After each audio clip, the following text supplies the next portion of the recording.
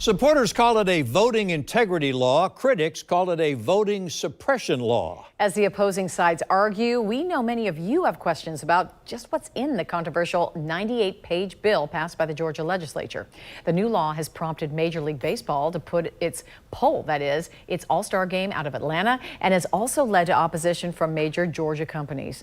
Georgia Governor Kemp accuses baseball and those companies of caving to liberal lies.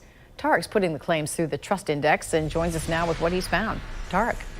Well, opponents of this new election law call it a blatant attack on voting rights, specifically aimed at suppressing the minority vote.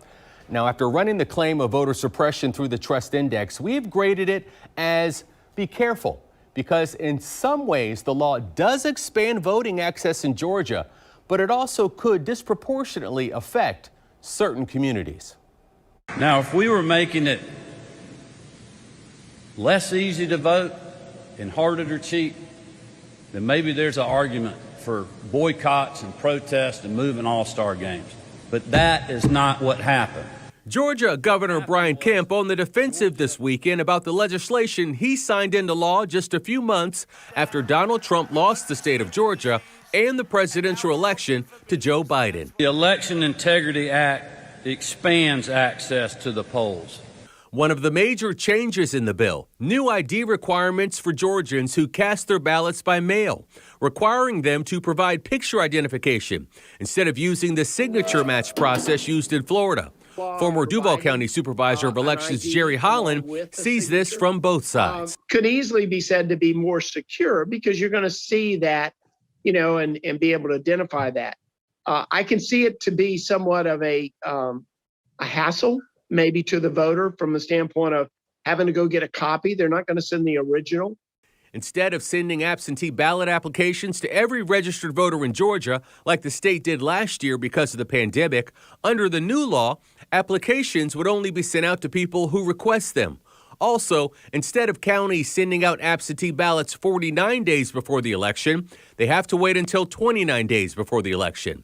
And perhaps the most surprising change is a ban on handing out food and water to people standing in line. What this is trying to do is to make sure they're not influenced going into the polls. Holland points out that elections officials can set up water stations if they choose to.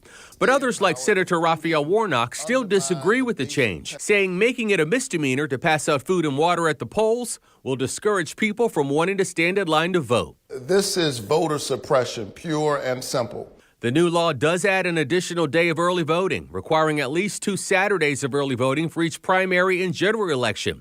For precincts where voters spend more than an hour in line, elections officials must either split up the precinct or add more staff or voting equipment for the next election to reduce wait times. It increases the amount of drop boxes in rural areas and gives state lawmakers more power over county and local elections, giving the General Assembly the power to select the chair of the state elections board instead of it being led by the Secretary of State. Jerry Holland says the timing of the legislation right after President Trump lost is playing a role in how the legislation is being perceived. The perception is obviously if you're in a Republican House and Senate, you lose the election, you change the voting laws, you must be doing something wrong. But I think in many ways they've actually improved theirs. So to the specific claim that the Republican-backed election legislation is an attempt at voter suppression, the News4JAX Trust Index team gives this allegation a be careful. Tom, Mary?